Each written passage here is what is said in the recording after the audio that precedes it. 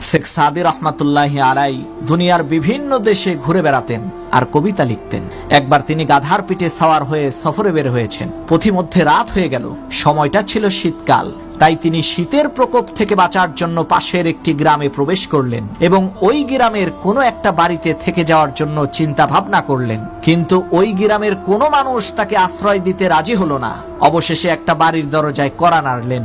ভেতর থেকে একজন লোক বের হয়ে শেখ সাদি রহমাতুল্লাহি আলাইকে বলল, হুজুর, আমার স্ত্রী প্রসব বেদনায় কাতরাচ্ছে, তার অবস্থা খুবই খারাপ।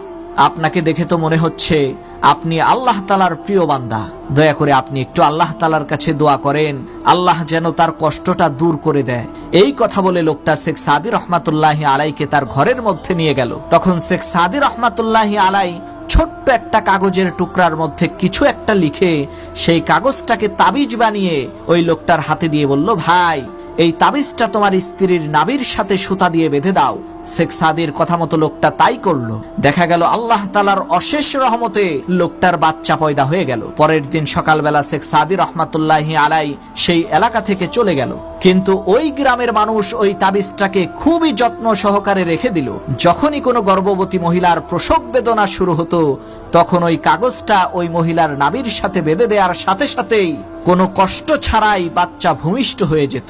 এই কথা শুনে এলাকার মোল্লা মুন্সিদের তো মাথা নষ্ট। আরে বলে কি, ওই তাবিজের মধ্যে কোরআনের কোন আয়াত লেখা আছে যার কারণে এই রকম অলৌকিক ব্যাপার স্যাপার দেখা যাচ্ছে? আমরা যদি কোরআনের ওই আয়াতটা জানতে পারি, তাহলে তো আমরাও এই রকম অলৌকিক ক্ষমতা দেখাতে পারবো। এই চিন্তা করে এলাকার এক আলেম সাহেব বিভিন্ন বাহানা টাহানা দিয়ে ওই তাবিজটা এলাকাবাসীর কাছ থেকে নিয়ে খুলে দেখে, সর্বনাশ! সেই তাবিজের মধ্যে লেখা আছে, আয় আল্লাহ, আমি আর আমার গাধা এখন আরামে আছি, নিরাপদে আছি, বাকি বিষয়টা তোমার উপরে ছেড়ে দিলাম।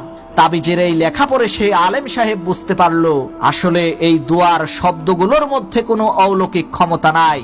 আসল অলৌকিক ক্ষমতা হচ্ছে শেখ সাদি রহমাতুল্লাহি আলাইহির ইখলাসের মধ্যে এবং আল্লাহ তাআলার প্রতি তার ভরসার মধ্যে।